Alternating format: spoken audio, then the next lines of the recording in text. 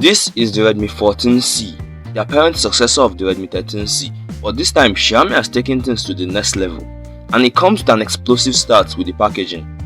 Inside you get the smartphone, a transparent silicone case, a SIM ejector tool, a USB-C cable, and finally a 33-watt fast charger. So in this video I'm going to tell you the reasons why I think this is one hell of an upgrade over its predecessor that absolutely destroys it by the way. But at the same time, I'm also going to tell you why it still doesn't make sense to buy it. So firstly, I'm going to say that this is a well-designed phone. It kind of looks like the Xiaomi 14 Ultra, which costs about $1,200 or over 1.5 million naira. Don't bother to calculate guys, it's much more than that. It's very slim at just 8mm and the camera bump is very unprotrusive despite its bold appearance.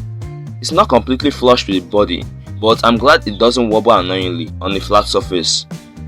In terms of the build quality, the Redmi 14C is made of plastic, so a plastic rear and a plastic frame.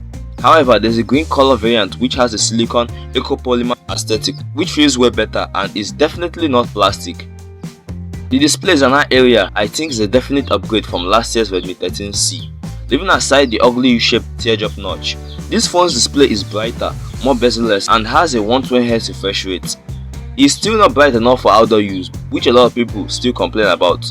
But this is a budget phone, what do you expect? It's the biggest piece of dog shit. The 120Hz refresh rate on the other hand is more impressive. It isn't that noticeable when navigating through the user interface, but whilst browsing and doing a lot of scrolling on TikTok, it is much more apparent. In other areas, the display is still comparable to last year's Redmi 13C.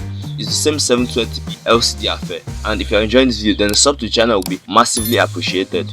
Another area I appreciate is the performance. This phone is powered by the MediaTek Helio G81 Ultra, which is similar to the Helio G85 powering the Redmi 13C. But due to the fact that it's a newer, more advanced chipset, it comes with additional features that the other chip doesn't have, which includes support for a 120Hz refresh rate. And in real world usage, it's about as good as phones at this price get. You could run basic titles as well as quite extreme ones, but more at the basic settings. If you try to be more demanding, then I have to put it down to you honestly. This phone will fail you.